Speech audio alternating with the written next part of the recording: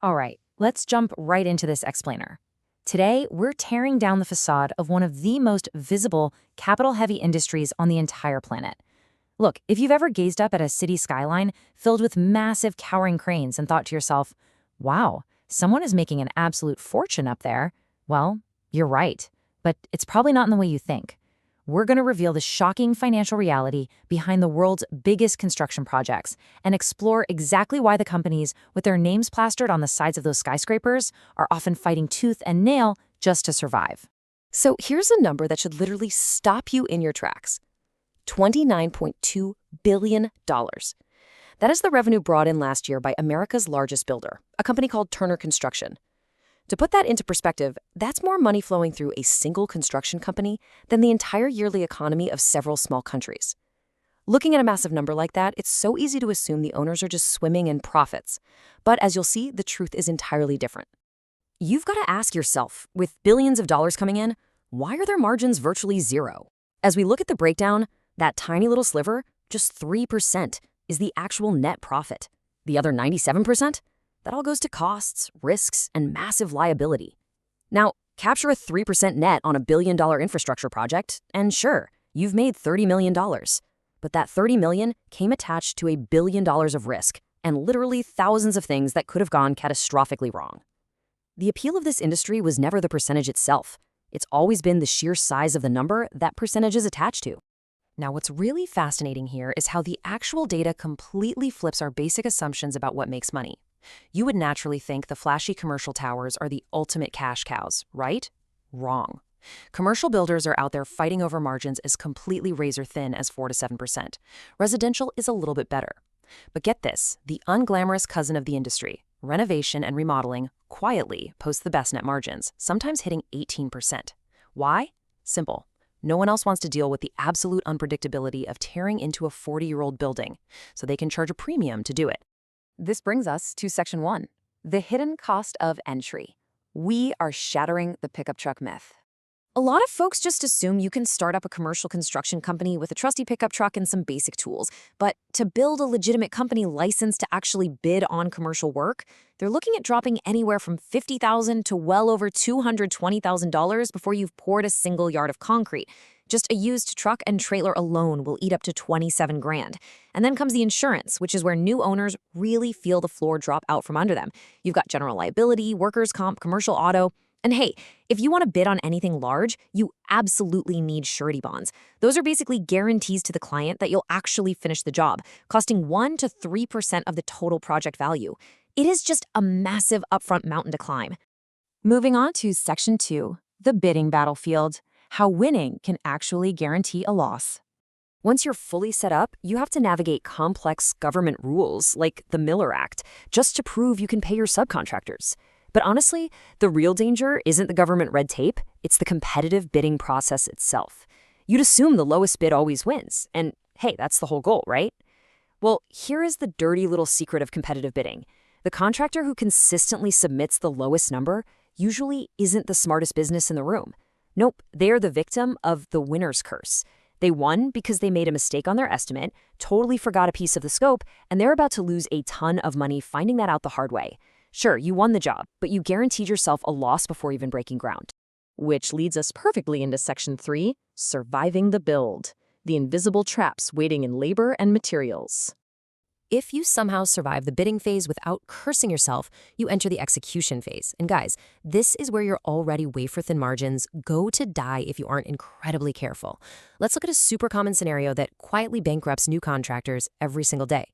If you hire a carpenter whose base wage is $25 an hour, what does that worker actually cost your business?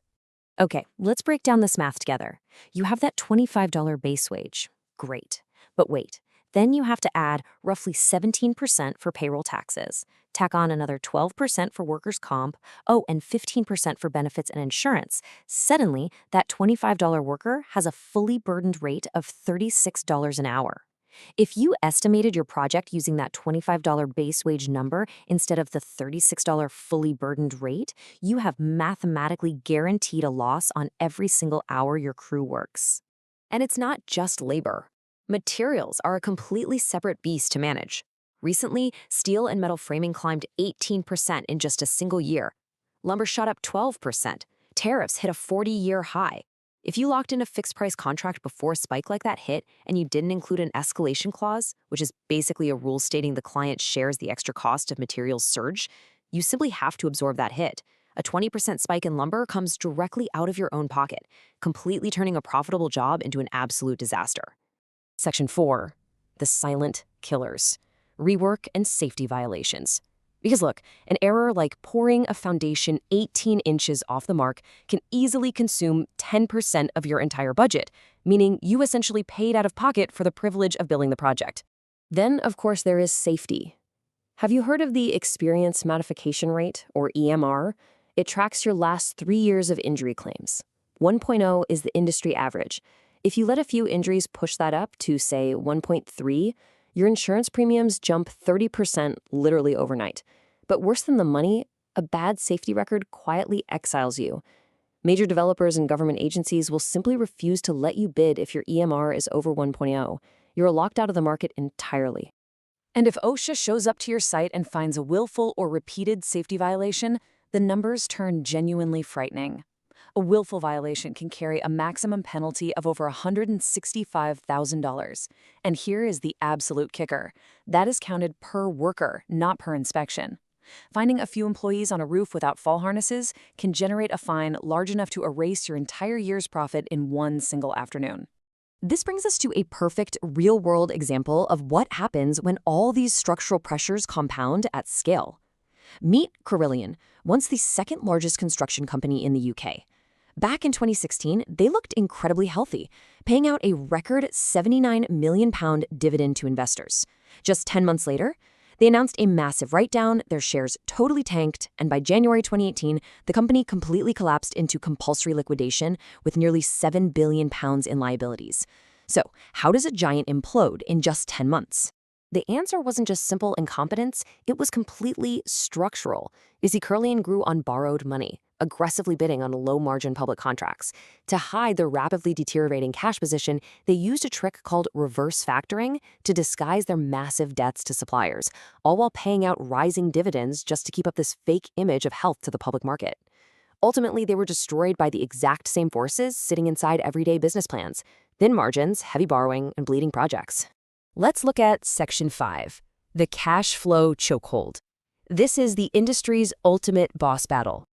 Get this, roughly half of all new construction companies fail in their very first year simply because they run out of cash, waiting 60 to 90 days to get paid.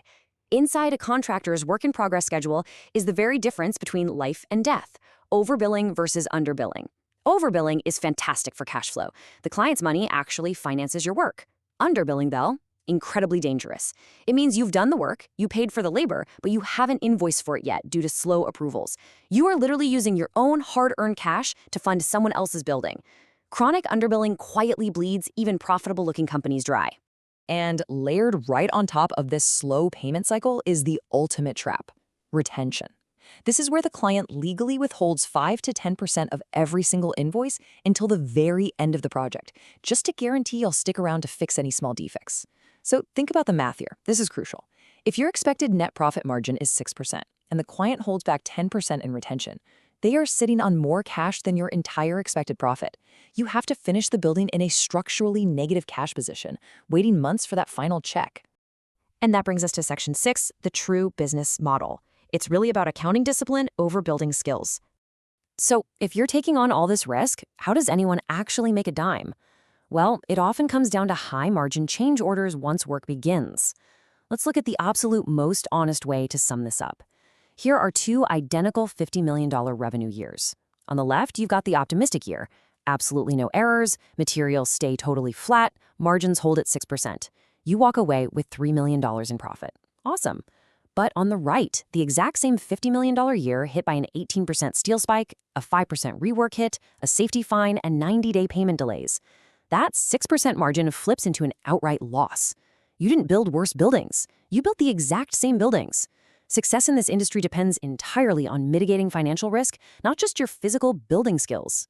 The people who truly thrive in this industry are rarely just the best carpenters. They are the ones who treat their business like a financial institution that just so happens to produce buildings.